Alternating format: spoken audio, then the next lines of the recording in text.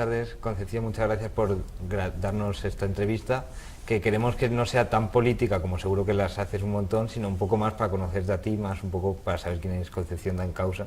Muchas gracias. Y lo primero queríamos empezar con que nos cuentes un poco cómo ha sido tu infancia, en pocas palabras. Pues mira, mi infancia, yo nací en Burgos, en una familia de 7 hermanos, y la verdad que tuve unos padres fantásticos, y por tanto tengo que decir que mi infancia fue muy feliz, porque primero el tener muchos hermanos te da la posibilidad de, pues, de jugar y de vivir con otros, que eso siempre yo creo que es muy positivo. Vivir en una ciudad pequeña también te da mucha más libertad, porque enseguida te dejan salir a la calle. Nosotros bajábamos a jugar al patín, a patinar, en bicicleta, debajo de casa había pocos coches entonces, y la verdad que he vivido en una familia además que me da mucho cariño, con lo cual tengo un recuerdo fantástico de mi infancia. Y claro, ¿y qué fue lo que te hizo decidir venirte a Madrid a estudiar Derecho, ¿no? En Complutense? Tenías... Bueno, entonces no había universidad en Burgos, entonces la gente que quería estudiar una carrera tenía que irse fuera.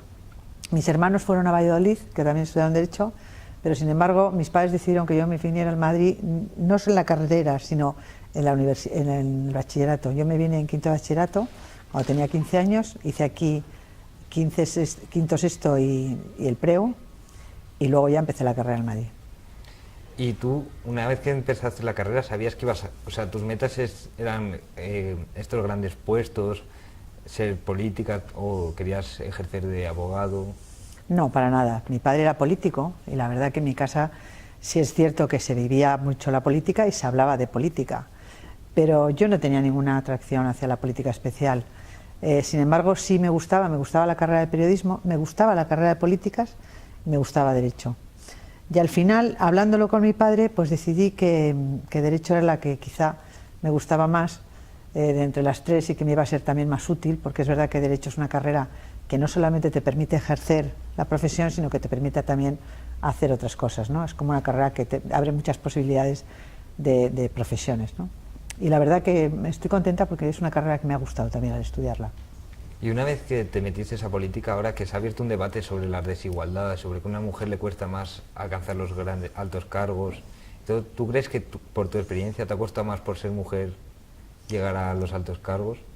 Bueno, yo no he tenido ninguna, situación de discriminación, por decirlo de alguna forma radical, pero sí sí que hay una discriminación, si quieres, difusa, ¿eh? Es decir, a lo mejor no se tenía tanto en cuenta mi opinión por el hecho de ser mujer, pero claro, en el mundo que yo empecé mi profesión, pues había muchos hombres alrededor y por tanto era a veces difícil hacer valer tu voz o tu opinión por el hecho de ser mujer. Yo creo que se valoraba menos, pero no cabe duda que durante mi adolescencia y cuando comencé la profesión, pues sí, las mujeres estábamos sometidas a una discriminación, evidentemente que en mi caso igual no lo he vivido tan profundamente, pero hay muchos casos en los que sí ha sucedido y eso lo he visto también de cerca, porque yo además fui directora del Instituto de la Mujer, claro, y realmente estaba muy en contacto y conocía muy bien los casos de discriminación que había. Y entonces tú, sabiendo eso, decidiste aún así lanzarte a política, sabiendo que la mujer tampoco... Bueno, las cosas no vinieron así. Yo estuve 20 años de funcionaria y cuando llegó el Partido Popular al gobierno me pidieron que colaborara con él. Yo estaba subdirectora general del Ministerio de Asuntos Sociales y bueno, me decidí a dar el paso. Al principio no me inscribí, no me afilié a ningún partido, pero realmente eran mis ideas. Yo siempre había votado al Partido Popular y por tanto consideré que debía de comprometerme más. Entonces en el año, yo creo que fue el año 98, ya me di de alta en el Partido Popular y bueno, pues ya empezó mi carrera política. Pero no fue una cosa buscada por mí. A mí me gustaba también mucho mi profesión como funcionaria, ya tenía un cargo directivo dentro de la función pública, era un cargo de mucha gestión y la verdad que me gustaba. Y ahora, desde el 2015, delegada del Gobierno, y explícanos un poco las funciones de delegada del Gobierno, un poco qué hace una delegada del Gobierno. Bueno, resulta difícil concretarlo en pocas palabras, porque aunque no lo parezca, una delegada del Gobierno o cualquier delegado del Gobierno hace un trabajo bastante importante y bastante variado. Claro, como ahora la gente seguro que no sabe lo que hace un delegado del Gobierno. Bueno, se conoce una parte, ¿no? Claro, por ejemplo, para una cosa muy importante es que nosotros somos la representación del Gobierno de España en la comunidad autónoma donde estemos.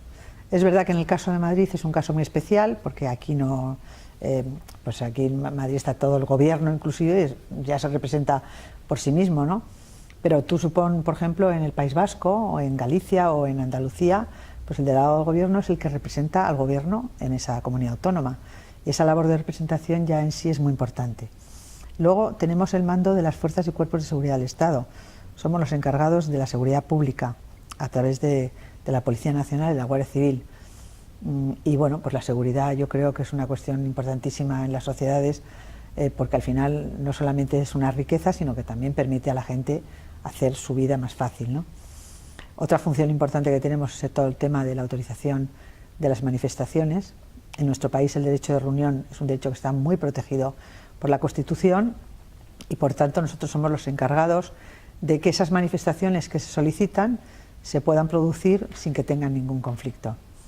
En Madrid, por ejemplo, hay cerca de 3.000 y pico manifestaciones, es decir, que son muchas, una media de 7 al día, con lo cual comprenderás que es un trabajo importante. También llevamos todos los expedientes de extranjería, las autorizaciones de residencia, la reagrupación familiar, los expedientes de arraigo, que es una materia que nos ocupa mucho tiempo porque estamos hablando de cerca de 90.000 expedientes. Y otra función muy importante son las sanciones de la Ley de Seguridad Ciudadana, es decir, aquellos ciudadanos que infringen la ley pues por el consumo de drogas o por la desobediencia a las fuerzas y cuerpos de seguridad del Estado o por distintas cuestiones, nosotros somos los encargados de sancionar esas materias. Bueno, y más cosas que realmente yo creo que son todas muy importantes. Bueno, una que, por ejemplo, está muy reciente es todo el tema de la coordinación en el caso de las nevadas. Ahora claro, que ha habido una nevada, pues la delegación del Gobierno es quien tiene la competencia para decretar el estado de emergencia de las carreteras estatales en la comunidad autónoma donde resida y, por tanto, activar los servicios que esas nevadas o cualquier catástrofe requiera. Y claro, hablando de nevadas, en momentos de crisis, ¿usted cómo reacciona, cómo se pone nerviosa, cómo la afronta? Porque como la de las nevadas, que es una gran crisis, ¿cómo bueno, yo creo que tengo un carácter bastante templado, y por tanto, pues procuro, vamos, no soy una persona que me alarme demasiado. Yo creo que se temple. Tengo 5 hijos, eso también influye, porque también he tenido que templar muchas gaitas en todas partes. Y en eso, y bueno, yo creo que entre que tengo un carácter templado y que luego tengo un gran equipo de personas que colaboran conmigo, porque yo sola no podría hacer todas estas tareas. Al final es fundamental que uno sepa que tiene la responsabilidad y también la dirección de los temas, pero que en realidad tiene que contar con gente preparada. Yo tengo gente muy preparada a mi alrededor. Y claro, hablando de los 5 hijos, ¿cómo es compaginar todo este gran trabajo con una familia que tienes que levantar? Pues bueno, eso es complicado, porque la verdad que la sociedad española todavía le quedan avanzar en muchos aspectos, por ejemplo, en el tema de los horarios, ¿no? Yo creo que en España los horarios que hacemos no son unos horarios que sean fáciles para compaginar con nuestras familias, ¿no? Es verdad que han mejorado mucho los permisos parentales, las excedencias por cuidado de hijos, etcétera, pero aún así yo creo que hay que avanzar más, desde mi punto de vista, en el apoyo a la familia y sobre todo en los horarios. El trabajo tiene que ser compatible con un horario que te permita también atender a la familia. En mi caso, que eso no existía, porque he ido viendo el incremento de los días de permisos parentales a través de mis sucesivos hijos. Cuando yo empecé me parece que eran 12 semanas y ahora son 16, ¿no? O sea, que es que no tiene nada que ver. No había excedencia como ahora. Bueno, pues al final hay un esfuerzo mayor y quizá renuncia a tu tiempo personal. O sea, yo creo que he renunciado a parte de mi tiempo para mí, pero no lo digo como algo que me pese, porque lo he hecho porque he querido y porque las circunstancias también eran las que eran. Bueno, pues gracias por concedernos esta entrevista y... Muchas gracias a vosotros por hacérmela. Gracias.